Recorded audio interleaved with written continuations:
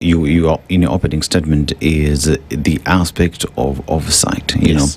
because whether you look at the sovereign fund or you look at the infrastructure fund, the biggest question is, does Kenyans, through their electors, leaders, able to look at this fund and what it's doing and where it is going?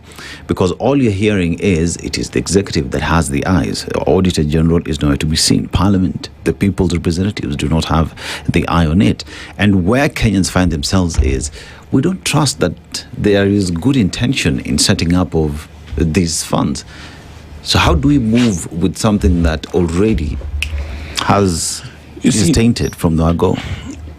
You see, the issue of, in particular, the current administration is not interested in oversight, in being oversighted.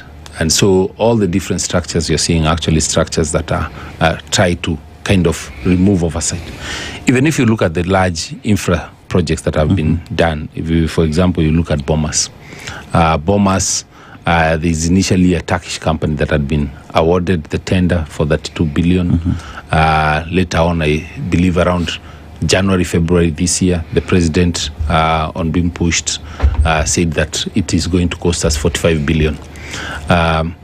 Yet the initial tender was 32 billion, which was cancelled. So then given to another one for 45. So the price per square meter was about 18,000, which was making sense at that time.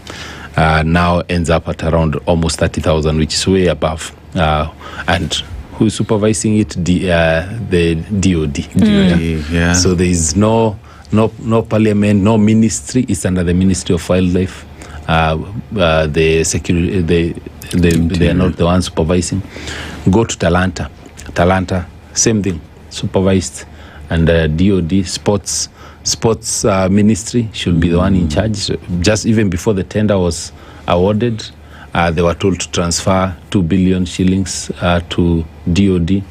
Project starts off at 33 billion. By the time it ends, it is 43 billion. Another 10 billion overspent. Yeah, no one to oversight, nobody to question it. Yeah, so look at JKI. Yeah, it's 155 billion, as they say. Yeah, the initial one, which was the one for Adani that everybody refused, was almost, I think, 235 billion. Yeah. So what changed? Because I don't think the scope changed. And remember that Adani was to still keep 18% forever. So it's gone down by about 80 billion for the same thing, and Kenyans get to keep 100% share of the whole thing for good. So and these are the questions that are things that are making Kenyans ask these very hard questions of, why don't you want to be oversighted? Why are you removing parliament? Why are you not involving the Auditor General?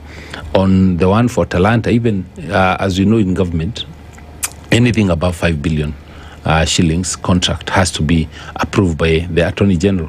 Speaker Muturi, former AG, was clear on this one, that actually they did not bring to his approval, the contract for the Talanta. Yeah, if you look at the Rironi, and for us, we support infrastructure. Yeah. We are happy with when the country is doing it. But how do we explain that we cancelled a contract for 163 billion, paid another 7 billion for cancellation fees, and then signed a contract that is going to cost over 200 billion?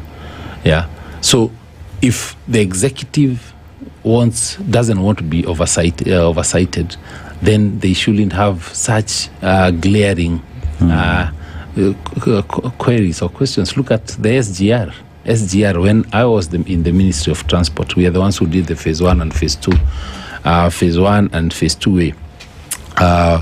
The Mombasa to Nairobi and Nairobi to Naivasha. And so phase 2B and phase 2C, which was now Naivasha to Kisumu and Kisumu to Malaba, was going to cost between 310 billion to 370 billion.